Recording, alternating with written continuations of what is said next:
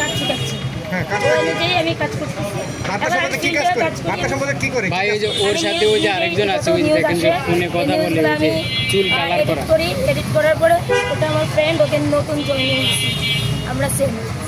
বিষয় হচ্ছে আমি হচ্ছে যেই নিউজগুলো আসে ওগুলো আমার নিজের ভোকাল দিয়ে আমি নিজেই আমাদেরগুলো আমি সব কিছুই করি। আবার নিজে আমি অন্যদেরকে মানে যেগুলো করা লাগে ওগুলো আমি সব কিছু আমার রাত থেকে আমি নিজে কাজ। আপনি নিজেই সব করেন নাকি? সব নিজে বলতে সব নিজে না, নিউজ তো অন্যরাও দেয়। আপনার রিপোর্টার কতজন আছে?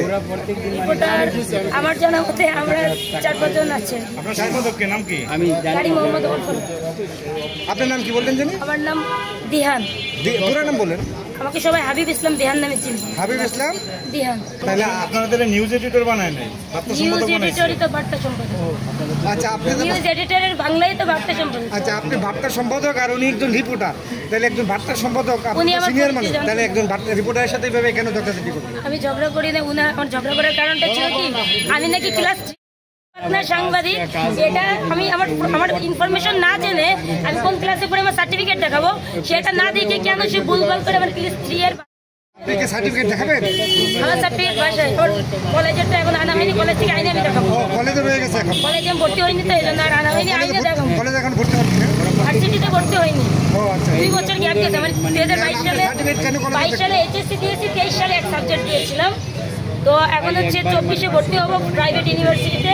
কস্ট বেশি ছিল, যার কারণে নিজের খরচে চলতে হয়, ফ্যামিলির সাপোর্ট নেই। কারণ আমি ক্লাস 3 এর সাংবাদিক, আমার সার্টিফিকেট পুলিশকে দেখাবো, আমি ওনাদের দেখাবো কেন? আপনাকে এটা কে বলছে?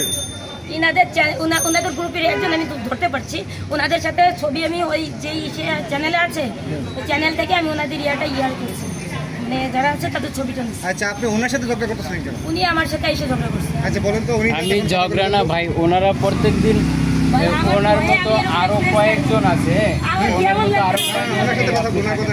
ওনার মতো আরো কয়েকজন আছে এরকম, মানে 5-7 জন। ওরা এরকম রিপোর্টার ইউনিটিতে প্রেস ক্লাবে, হ্যাঁ প্রেস ক্লাবে প্রত্যেকদিন মানে প্রোগ্রাম করে। আর যারা মানে সাধারণ মানে প্রোগ্রামে আসে তাকে মানে ছবি একটা ছবি তুলে মানে নাম্বারটা নিয়ে ওরা মানে প্রত্যেকদিনই টাকা চায়।